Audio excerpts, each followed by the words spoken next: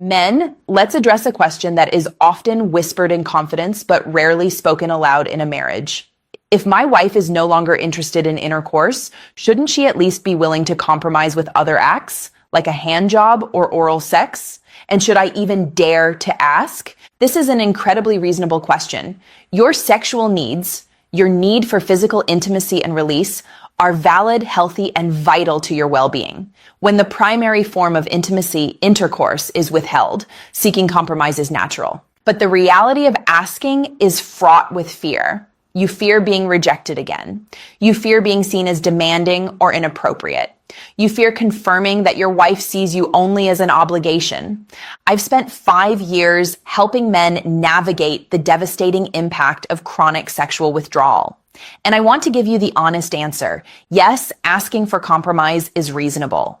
But what happens if she still refuses? That's where your power truly lies.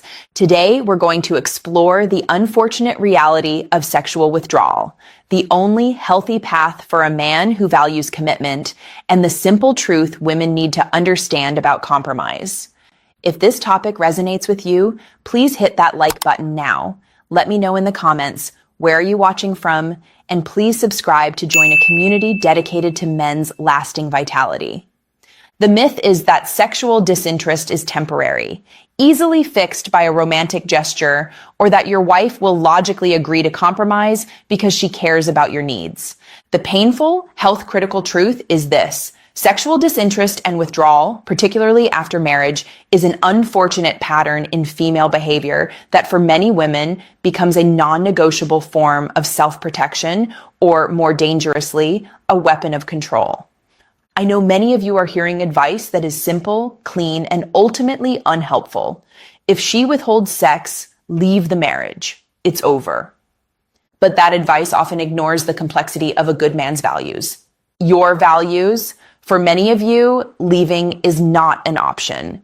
Your values, your commitment to your family, your sense of loyalty, your desire to honor your vows, align most with staying and managing the situation with dignity, and I respect that choice profoundly. The reality, the same underlying issues, emotional emptiness, control, emasculation, that lead to withholding intercourse are the same ones that prevent compromise. If she is unwilling to meet you on common ground, it's a symptom that her emotional block is massive. Biologically, when a wife is deeply shut down, her brain sees any sexual act, intercourse, oral sex, hand job, as a threat to her rigid control or a demand on her empty emotional reserves. The physical simplicity of compromise is irrelevant to the psychological fear driving her withdrawal.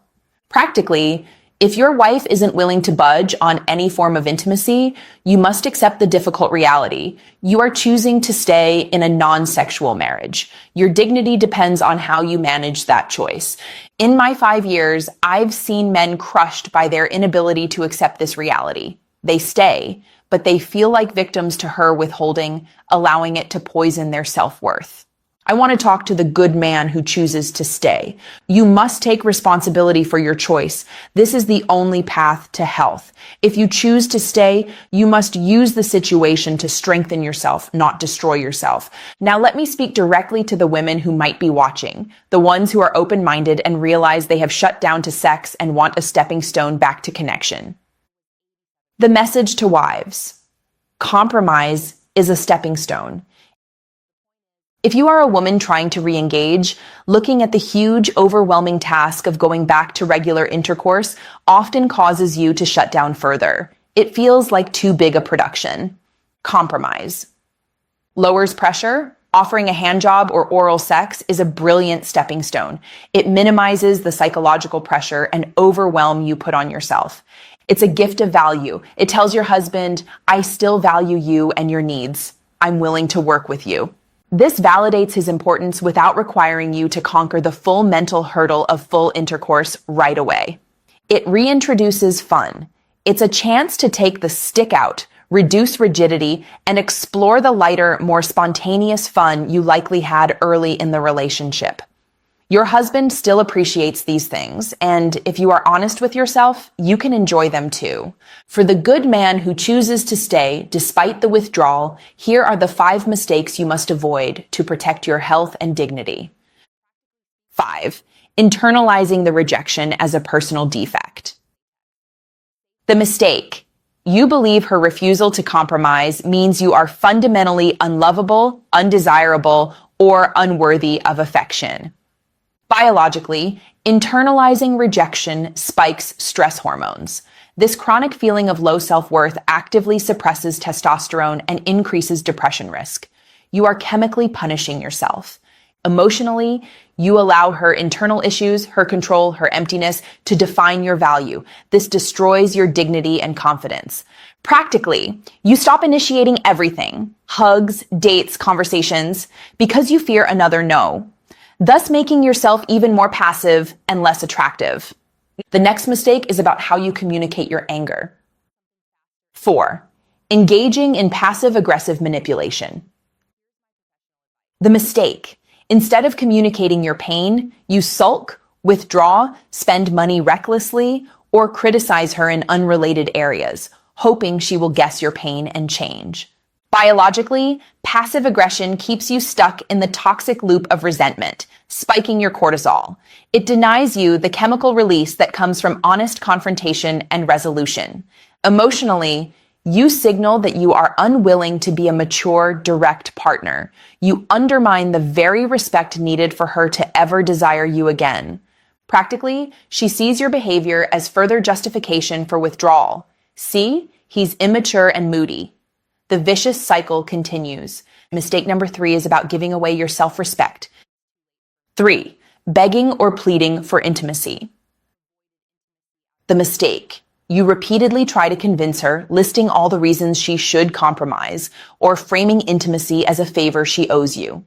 Biologically, pleading is a signal of low status and high anxiety, driven by desperation.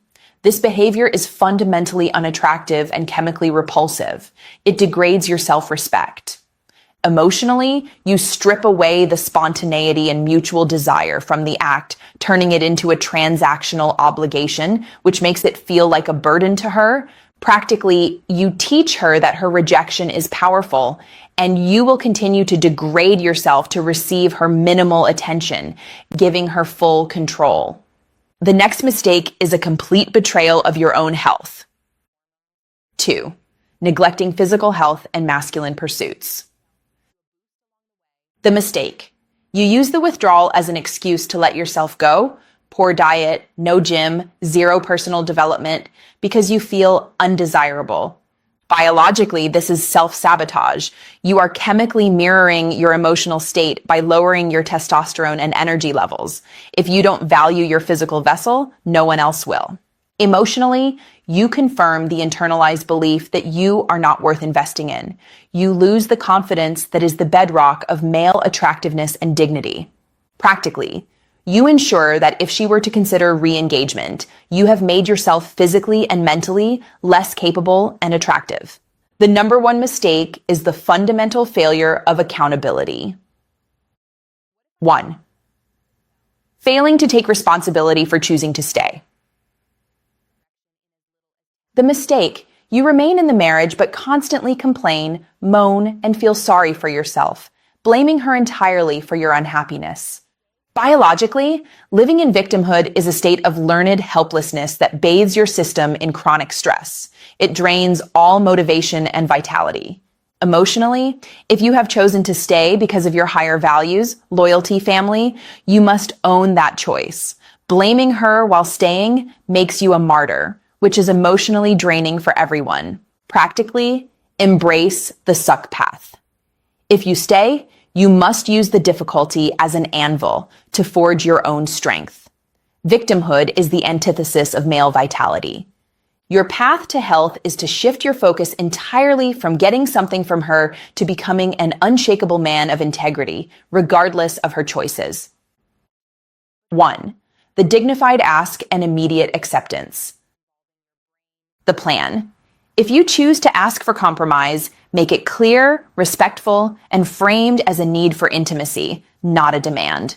But be prepared to accept the no without complaint. The script. I want to feel connected to you physically. Since intercourse is off the table right now, would you be open to compromise act so we can share some intimacy? This is important to my well-being. The response to no. I understand. I respect your boundary. I'm going to focus on healthy, self-affirming activity now. The goal. You communicate your needs clearly and then immediately transfer your energy to self-care, preserving your dignity and stopping the victim cycle. 2. The Inner Strength Program, Build Resilience. The plan. Aggressively pursue your own vitality so that her rejection becomes irrelevant to your self-worth. What to commit to. Intensive strength training, vital for mood and testosterone. Dedicate time to your purpose, work or hobby. Cultivate deep, honest male friendships where you are validated as a man. The biological impact. You create internal validation systems. When your body is strong and your mind is purposeful, her withdrawal cannot cripple you. 3. Own your choice. Embrace the suck path. The plan. If you choose to stay, use the challenge as an opportunity to become the most resilient man you can be. The mantra. I choose to stay because of my values. I will use this difficulty to become stronger, not weaker. The action. Stop using her lack of compromise as an excuse for your own failure to thrive. Your choice to stay must be an empowered one, not a helpless one. Your sexual needs are legitimate. Your choice to honor your commitment is noble. Do not let the lack of compromise from your wife make you feel like a lesser man. You are a man of value. You deserve comfort, honesty, and connection. If the connection is denied, you must focus that energy on preserving the comfort and health of your own inner life. Stop asking for permission to be loved. Start leading your life with such strength and self-respect that you are unshakable, regardless of your wife's willingness to compromise. That strength is the only power you truly possess. Make a commitment right now. Tell me in the comments one healthy, self-affirming activity you will focus on this week without needing your wife's approval. If this video gave you the clarity and courage to choose strength over victimhood, please like, share it with a friend, and subscribe to our channel. I'm Dr. Jocelyn, and I look forward to supporting your enduring vitality.